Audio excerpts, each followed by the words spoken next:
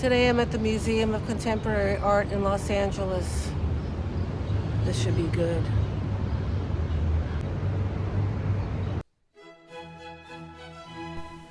As we enter the main gallery, we are greeted by a large architectural ornament that has bed springs, cloth, and other pieces of junk on it. More assorted junk on a platform. And, oh, what's in this bucket? Nothing but broken dreams. This next piece is supposed to be a statement on the events of J6, along with items brought to the event. The problem I have with this is that you literally don't know what you're looking at. There's no story here to tell.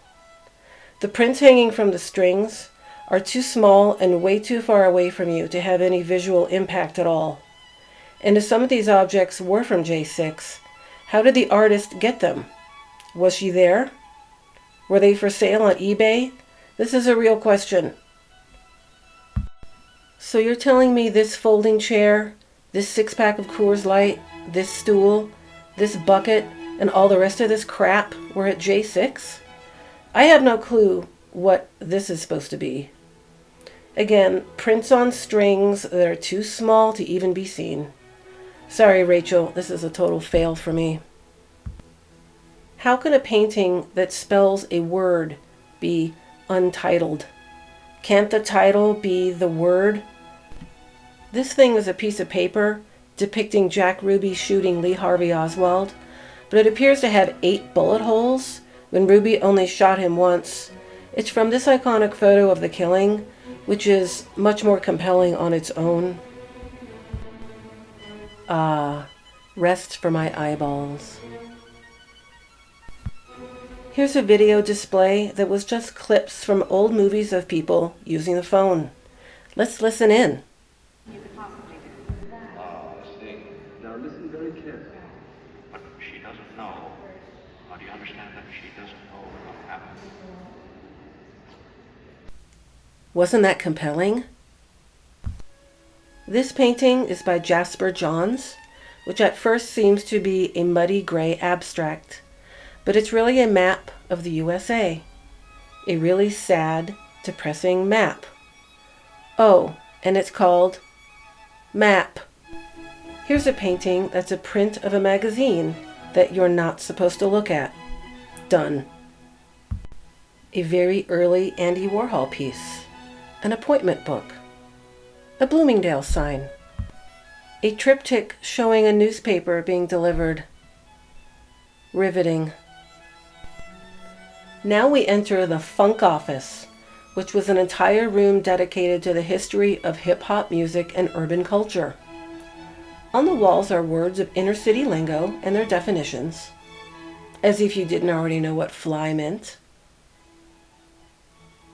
In all 4 corners of the room are funk stations with a big notebook to look through, and then there's like an iPod underneath that's connected to these headphones that you're supposed to put on.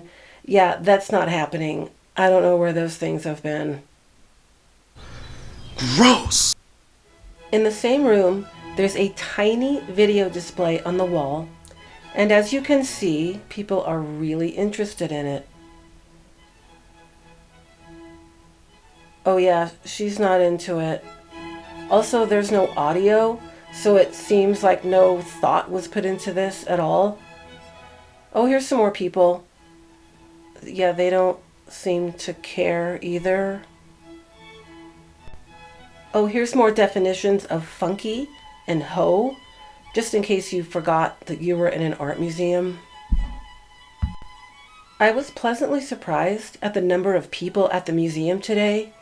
They just weren't in this room. Oh, here's something new. This looks interesting. Let's ask this guy who looks like he's on the SWAT team about it.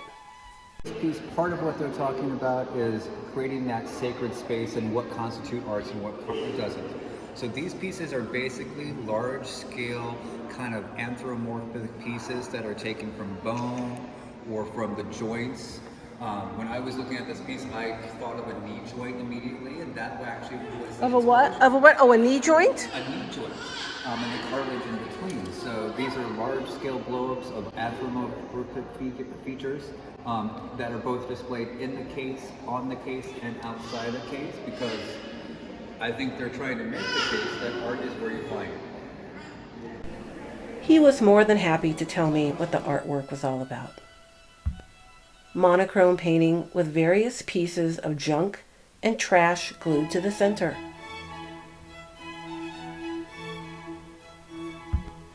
Two large Giacometti sculptures, love these. A huge room with mostly pieces by Mark Rothko.